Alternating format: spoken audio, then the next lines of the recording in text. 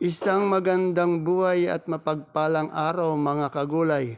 Welcome po ulit sa ating tag price update ng mga sariwang gulay na bumabaksak po dito sa ating Kabanatuan Vegetable Trading Center, Palengke ng Sangitan ngayong araw po ng Sabado, January 17.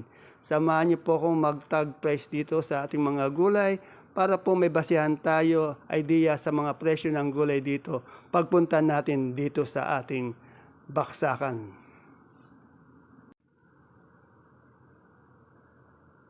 Sa ating pong siling sultan, nasa 80 pesos hanggang 100 pesos per kilo.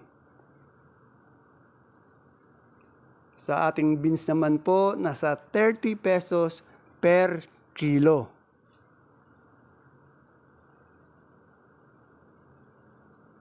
At ang ating pipinong bakla naman po nasa 25 pesos per kilo.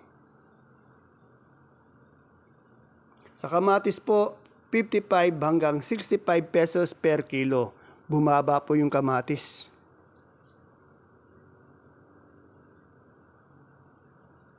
Sa talong naman po, nasa 60 pesos hanggang 80 pesos per kilo. Yung pipinong puti po naman natin, nasa 30 pesos per kilo. Sa sitaw naman po natin, nasa 130 hanggang 150 pesos per kilo. Yung okra naman po, 55 pesos hanggang 65 pesos per kilo. Yung kalabasang Sophia po, nasa 35 pesos per kilo. At sa ating siling Taiwan po, bumaba din, nasa 260 pesos hanggang 280 pesos per kilo o 2006 to 2008 per bundle. Yung papaya po natin nasa 15 pesos per kilo. At siyempre po sa kalamansi natin nasa 2,700 per red bag o isang buriki o 30 kilos. Yung patolang palikpik naman po nasa 35 hanggang 45 pesos per kilo.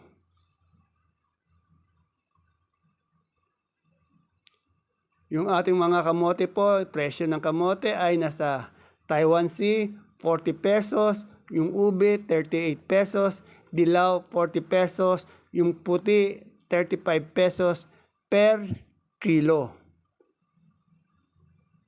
Sa mani naman po natin nasa 80 pesos per kilo.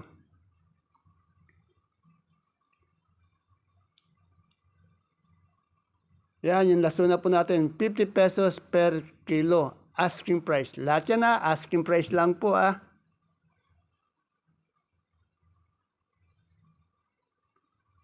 Sa ating naman pong saluyot, 12 pesos per tali. Talbos ng kamote, 12 pesos din po per tali. Kulitis, 15 pesos per tali. Yung turo po, 80 pesos per kilo. Kay Kagawad Ato po na pwesto ito At siyempre sa ating gabing galyang na puti, nasa 30 pesos per kilo. Yung galyang na pula, 30 pesos per kilo. Sinibuyas, 100 pesos per kilo.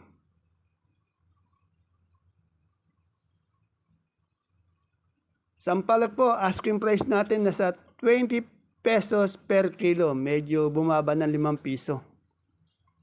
At sa luya po natin nasa 80 pesos hanggang 85 pesos per kilo. Yung luyang dilaw po, ayan po, nasa 60 pesos per kilo. Sa kalabasang suprema po natin, 24 po yung malaki, yung medium po 23, yung small po nasa 20 pesos per kilo. At yung labong po natin medyo bumaba ng 5 piso, nasa 25 pesos per kilo. Sa ating patolang kinis naman po, nasa 20 pesos per kilo. Sa ating upo naman, nasa 20 hanggang 25 pesos per kilo. Medyo umangat ng konti. Sa ating ampalaya naman po, 90 hanggang 100 pesos per kilo. Umangat po yung ating ampalaya. Sa ating pong bonitong ampalaya, nasa 85 hanggang 80 pesos per kilo. Sa mais na puti naman po, 45 pesos per kilo. Yung mais na dilaw, 40 pesos per kilo. Mas mataas po yung puting mais ngayon. At sa ating singkamas po, nasa 35 pesos per kilo. Kay Madam Lani lang po yan, ha.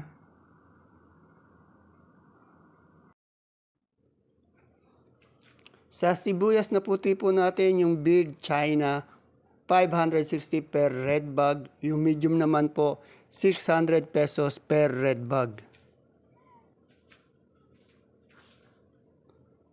Sa sibuyas na pula, yung China po natin, yung Big, 500 pesos per bag. Yung India po, 500 pesos per red bag. Sutton po, 500 pesos per red bag. Yung Holland po, 950 pesos per red bag.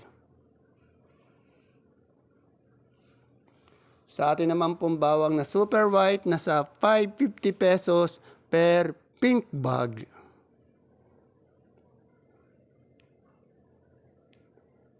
At sa ating pong bawang naman na kanso, nasa 450 hanggang 460 pesos per bag. Dalawang klase po yan, may kasi maliit, may malaki. Yung ating sibuyas na pula po na local, 2,050 per red bag. Pula po yan, ha.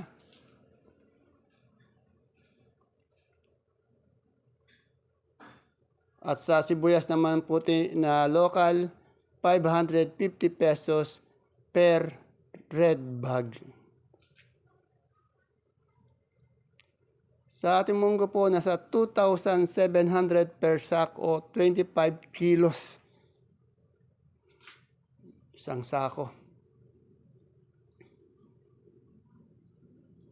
Punta naman tayo sa gulay bagyo po. Sa repolyo po natin, nasa 350 pesos per bundle.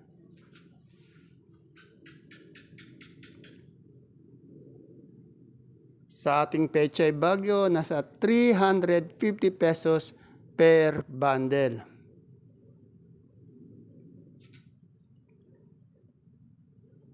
Yung ating sayote po, 350 pesos per bundle.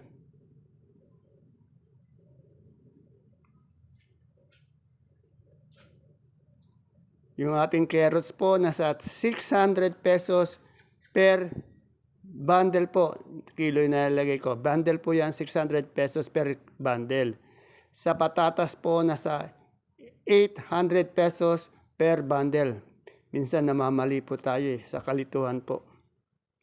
Sa labanos naman po, 550 pesos per bundle.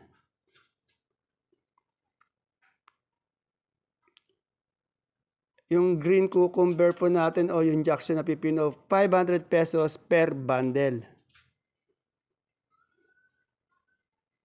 At sa ating cauliflower po, 80 pesos per kilo. Yung broccoli po, naubos na pero 90 pesos po yun per kilo kanina. At sa atin namang red bell po, nasa 180 pesos per kilo. At siyempre, yung green bell naman po natin nasa 250 pesos per kilo. Yung ating lemon po na imported nasa 180 pesos per kilo. At yung ating celery po nasa 100 pesos per kilo. Sa ating leeks naman po, nasa 120 pesos per kilo.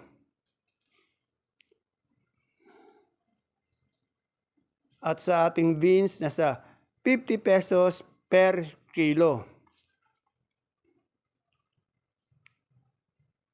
Sa ating green leaf po or green ice, nasa 150 pesos per kilo.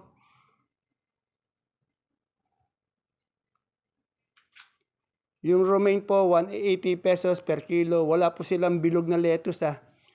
Naubos na, wala daw ano eh. Ewan ko lang naubos na. Yung butcher po, nasa 100 pesos per kilo.